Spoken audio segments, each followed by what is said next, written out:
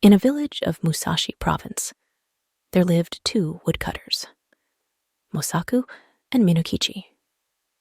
At the time of which I am speaking, Mosaku was an old man, and Minokichi, his apprentice, was a lad of 18 years.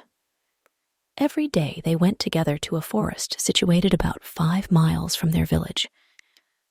On the way to that forest, there is a wide river to cross, and there is a ferry boat.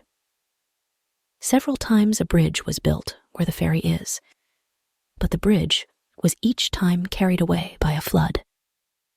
No common bridge can resist the current there when the river rises. Mosaku and Minokichi were on their way home one very cold evening when a great snowstorm overtook them.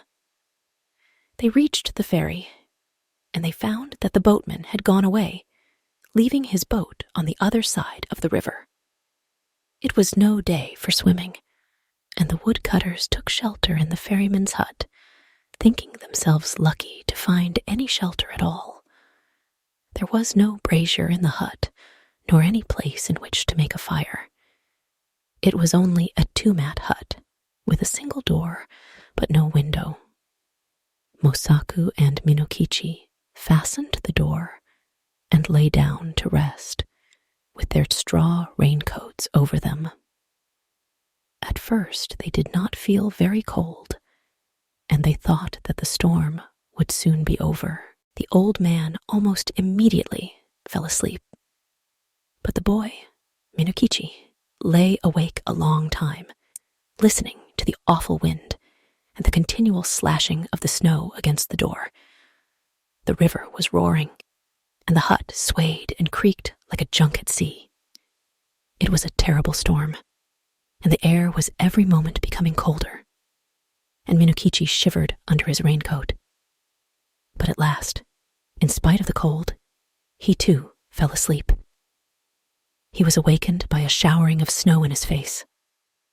The door of the hut had been forced open, and by the snowlight, Yukiakari, he saw a woman in the room, a woman all in white. She was bending above Mosaku and blowing her breath upon him, and her breath was like a bright white smoke. Almost in the same moment, she turned to Minokichi and stooped over him. He tried to cry out, but found that he could not utter any sound.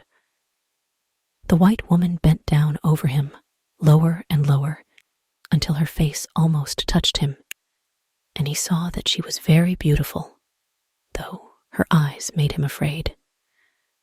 For a little time she continued to look at him. Then she smiled, and she whispered, "I intended to treat you like the other man, but I cannot help feeling some pity for you, because you are so young. You are a pretty boy, Minokichi, and I will not hurt you now. But if you ever tell anybody, even your own mother, about what you have seen this night, I shall know it, and then I will kill you. Remember what I say." With these words, she turned from him and passed through the doorway. Then he found himself able to move, and he sprang up and looked out. But the woman was nowhere to be seen, and the snow was driving furiously into the hut. Minokichi closed the door and secured it by fixing several billets of wood against it. He wondered if the wind had blown it open.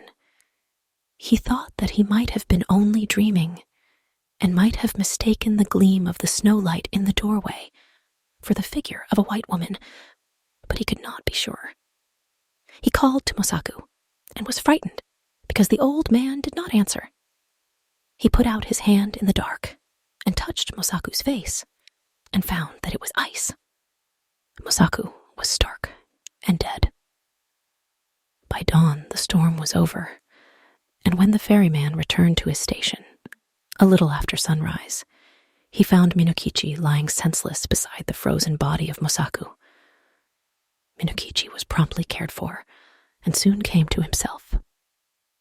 But he remained a long time ill from the effects of the cold of that terrible night. He had been greatly frightened also by the old man's death, but he said nothing about the vision of the woman in white. As soon as he got well again, he returned to his calling, going alone every morning to the forest, and coming back at nightfall with his bundles of wood, which his mother helped him to sell. One evening, in the winter of the following year, as he was on his way home, he overtook a girl who happened to be traveling by the same road. She was a tall, slim girl, very good-looking, and she answered Minokichi's greeting in a voice as pleasant to the ear as the voice of a songbird. Then he walked beside her, and they began to talk. The girl said that her name was Oyuki, that she had lately lost both of her parents, and that she was going to Yedo, where she happened to have some poor relations, who might help her to find a situation as a servant. Minokichi soon felt charmed by this strange girl, and the more that he looked at her, the handsomer she appeared to be. He asked her whether she was yet betrothed, and she answered laughingly that she was free. Then, in her turn, she asked Minokichi whether he was married or pledged to marry, and he told her that, although he had only a widowed mother to support, the question of an honorable daughter-in-law had not yet been considered, as he was very young. After these confidences, they walked on for a long while without speaking. But, as the proverb declares, Kiga areba, me mo kuchi hodo, ni mono wo yu. When the wish is there, the eyes can say as much as the mouth. By the time they reached the village, they had become very much pleased with each other, and then Minokichi asked Oyuki to rest a while at his house. After some shy hesitation, she went there with him, and his mother made her welcome and prepared a warm meal for her. Oyuki behaved so nicely that Minokichi's mother took a sudden fancy to her and persuaded her to delay her journey to Yedo. And the natural end of the matter was that Yuki never went to Yedo at all. She remained in the house as an honorable daughter-in-law. Oyuki proved a very good daughter-in-law.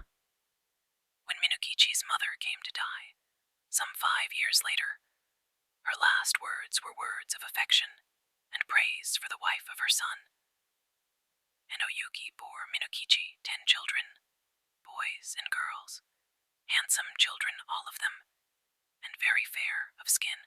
The country folk thought Oyuki a wonderful person, by nature different from themselves. Most of the peasant women age early, but Oyuki, even after having become the mother of 10 children, looked as young and fresh as on the day when she had first come to the village. One night, after the children had gone to sleep, Oyuki was sewing by the light of a paper lamp, and Minokichi, watching her, said, "To see you sewing there, with the light on your face, makes me think of a strange thing that happened when I was a lad of 18. I then saw somebody as beautiful and white as you are now indeed. She was very like you." Without lifting her eyes from her work, Oyuki responded, "Tell me about her. Where did you see her?" Then Minokichi told her about the terrible night in the ferryman's hut, and about the white woman that had stooped above him, smiling and whispering, and about the silent death of old Mosaku. And he said, "Asleep or awake, that was the only time that I saw a being as beautiful as you. Of course, she was not a human being, and I was afraid of her, very much afraid, but she was so white. Indeed, I have never been sure whether it was a dream that I saw, or the woman of the snow." Oyuki flung down her sewing and arose, and bowed above Minokichi where he sat, and shrieked into his face, "It was I. Yuki, it was. And I told you then that I would kill you if you ever said one word about it. But for those children asleep there, I would kill you this moment. And now, you had better take very, very good care of them. For if ever they have reason to complain of you, I will treat you as you deserve. Even as she screamed, her voice became thin, like a crying of wind. Then she melted into a bright white mist that spired to the roof beams and shuddered away through the smoke hold. Never again was she seen. If you liked the video, don't forget to like the video and subscribe to the channel.